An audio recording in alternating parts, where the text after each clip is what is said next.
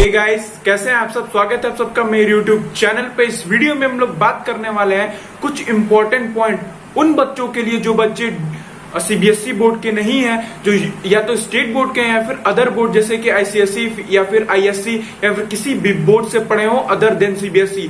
तो इनको ये कुछ पॉइंट्स हैं, ये कुछ बातें हैं जो उनको ध्यान में रखनी चाहिए फॉर्म भरते वक्त। तो उन सभी बातों को हम लोग यहाँ पे डिस्कस करने वाले हैं। तो चलिए शुरू करते हैं। तो सबसे पहला पॉइंट आता है वो ये आता है कि डीयू ने जो है कुछ सब्जेक्ट जो है उसने स्पेसिफाइड कर दिए अलग अलग लिस्ट बना करके। लिस्ट ए जिसमें केवल उसने लैंग्वेज सब्जेक्ट रखा है और लिस्ट बी में कुछ उसने एकेडमिक सब्जेक्ट रखा है जो हम लोग अपनी स्ट्रीम में पढ़ते हैं, और लिस्ट बी को इलेक्टिव सब्जेक्ट भी कहते हैं।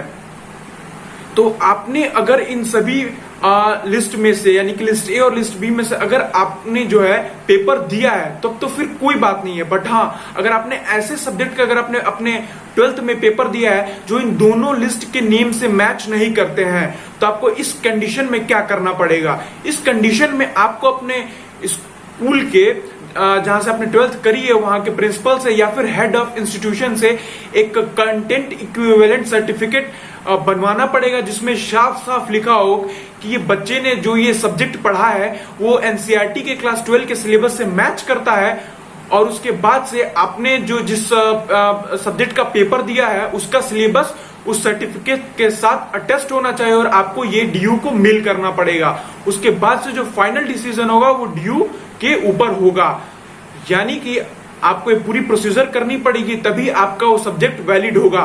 तो अगर आपके साथ अगर ऐसा है तो आप सतर्क हो जाइए और अपने जल्दी से इस काम को कर लीजिए। दूसरा पॉइंट ये आता है कि अगर आपने बॉटनी और जूलॉजी अगर अलग अलग पढ़ा हो तो आपको फॉर्म भरते वक्त बायोलॉजी सेक्शन के अंदर इन दोनों के मार्क्स आपको सेपरेटली फिल करने हैं, इन सबके थ्योरी एंड प्रैक्टिकल बॉक्स के अंदर। तीसरा पॉइंट ये आता है कि अगर आप दूसरे बोर्ड के स्टूडेंट हैं, अगर आपके मार्कशीट में अगर 11th और 12th दोनों के मार्क्स इंक्लूडेड है तो आप फॉर्म भरते वक्त केवल अपने 12th के मार्क्स ही इंक्लूड करेंगे और कोई भी मार्क्स इंक्लूड नहीं करेंगे। चौथा पॉइंट ये आता है कि अगर आपने कोई भी अगर ऐसी थ्योरी एंड प्रैक्टिकल वाली सब्जेक्ट अगर पढ़ी हो तो उसका जो रेशियो है वो 70:30 में होना चाहिए। अगर ऐसा नहीं है तो आपको जो है एज सच जो भी है वो आपके एप्लीकेशन फॉर्म में फिल कर देना है। अगर वो 60-40 है या फिर जो भी है तो आपको एज सच फिल कर देना है।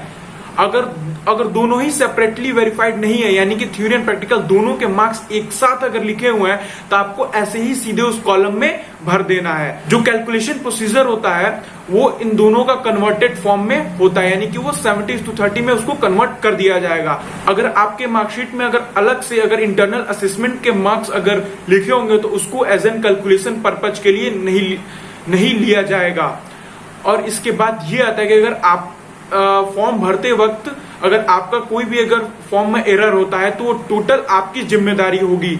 अगर आपसे कोई भी गलती होती है तो उसमें यूनिवर्सिटी का कोई भी रूल नहीं रहेगा, ये पूरी तरीके से आप इसके जिम्मेदार होंगे। फॉर्म भरते वक्त सावधान रहें, सतर्क रहें और अपने आप को इन सभी चीजों से सुरक्षित कर लें। So thank you guys, thanks for watching this. अगर आपने चैनल को सब्सक्राइब नहीं किया है तो चैनल को अभी सब्सक्राइब कर लें, बेल आइकन को दबा दें और वीडियो को लाइक एंड शेयर जरूर करें। सी यू, बाय बाय।